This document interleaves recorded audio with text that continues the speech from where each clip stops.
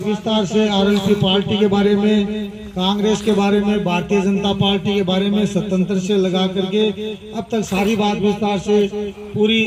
विस्तार से बताई। सम्मानित मंच और आसपास के वार्डों से आए युवा साथियों जो आरएलपी पार्टी में विश्वास जताते हैं, मेरे नौजवान साथियों, बुजुर्गों, सबसे पहले तो मैं आपको इस बात का बहुत बहुत धन्यवाद देना चाहूँगा, मुबारकबाद देना चाहूँगा कि 24 तारीख को हमारे राष्ट्रीय लोकतांत्रिक पार्टी के सुप्रीमो श्री हनुमान जी बेनीवाल साहब ने पूरे राजस्थान में एक रथ यात्रा के माध्यम से 2023 के चुनाव में बिगुल बजाया, जिसका स्थान सालासर बालाजी महाराज की धरती पर रखा।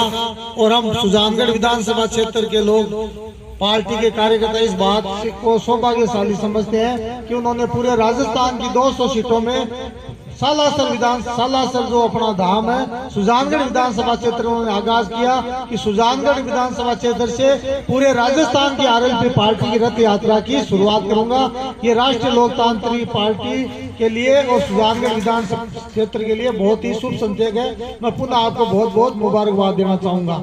बहुत ही शानदार, ऐतिहासिक। मैं भी 22-23 साल से कांग्रेस का कार्यकर्ता था, मास्टर भंवरलाल जी के बराबर संपर्क में रहा, कार्यकर्ता के रूप में 36 कौम की सेवा करने का मुझे अवसर मिला। जिस तरह से 28 तारीख को सालासर में 15-20 हजार की जिस तरह से भीड़ हुई, आप लोग भी सब शामिल हुए। और भीड़ के बाद में जब सुजानगढ़ में ऐतिहासिक जो रोड शो हुआ, अपने आप में ऐतिहासिक रोड शो है, वो हमने मास्टर भंवरलाल जी के समय भी हमने कभी ऐसा रोड शो नहीं देखा। ये आप सभी की दुआओं और आशीर्वाद का प्रतिफल है। मैं आपसे ये निवेदन करना चाहूंगा कि राष्ट्रीय लोकतांत्रिक पार्टी के सुप्रीमो हनुमान जी बेनीवाल साहब पिछले 23 साल से अपने दमखम पर एक साधारण परिवार किसान के बेटे होते हुए भी आज जिस मुकाम पर राष्ट्रीय लोकतांत्रिक पार्टी को पहुंचाया है, वो हम सब की बदौलत, आपकी आशीर्वाद कृपा की दुआओं से ही पहुंचे।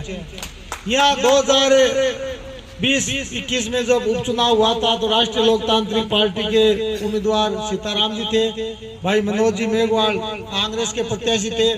लोगों में उत्साह था कि ये मास्टर भंवरलाल जी का बेटा है, पता नहीं कितना बुद्धिमान है, कितना चातुर है, इसको एक बार चुनाव जिताओ, विधायक बनाओ। और राष्ट्रीय लोकतांत्रिक पार्टी को उपचुनाव में 34,000 वोट लिया। ये बहुत बड़ी बात है कि एक उपचुनाव में नई पार्टी आई और 34,000 वोट। सुजानगढ़ में मात्र 1300 वोट मिले थे उस समय, गांव में 34,000 वोट मिले। हनुमान जी को भरपूर आशीर्वाद मिला।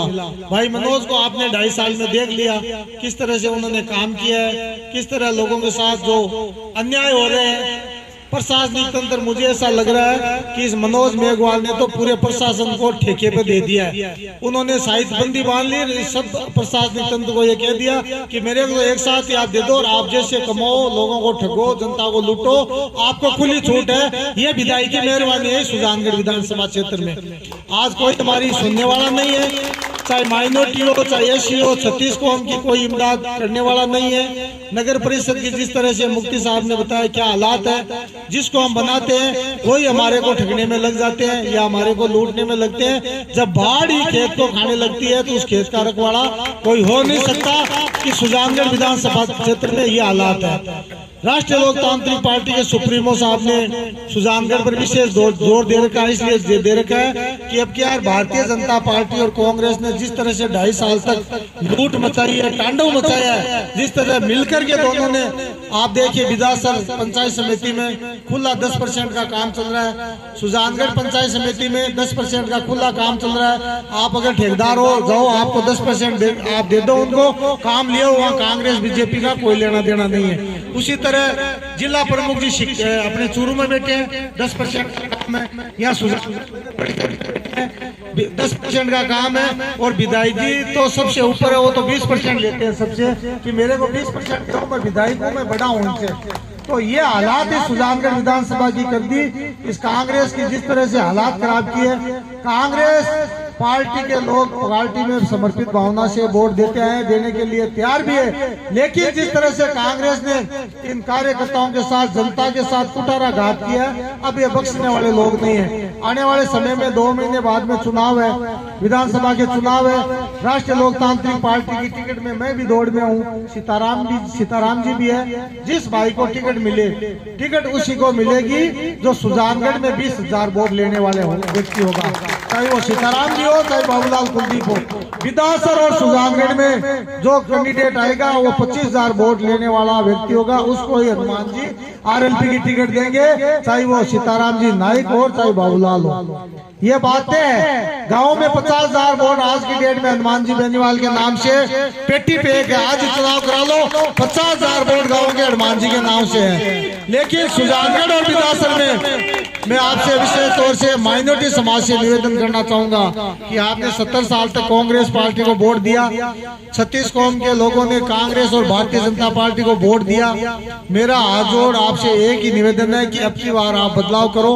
हनुमान जी बेनीवाल गरीब की बात करते हैं, 36 कौम के मसीहा है। किसी के साथ अन्याय होता है राजस्थान में, रात को 2 बजे अगर नीचे बैठने का काम कोई करता है तो हनुमान बेनीवाल करता है। भारतीय जनता पार्टी कांग्रेस के कार्यकर्ता न तो बोलते हैं, न किसी के खिलाफ आवाज उठाने की उनकी हैसियत है। ये मिलाजुली का खेल करते हैं, दोनों मिले हुए हैं। गहलोत और वसुंधरा की दोनों की मिली भगत है, एक बार गहलोत एक बार वसुंधरा। अब की बार राष्ट्रीय लोकतांत्रिक पार्टी हनुमान जी बेनीवाल दिल दोनों के फांस बन चुके हैं। ये आप देख रहे हो, हनुमान जी बेनीवाल की बगैर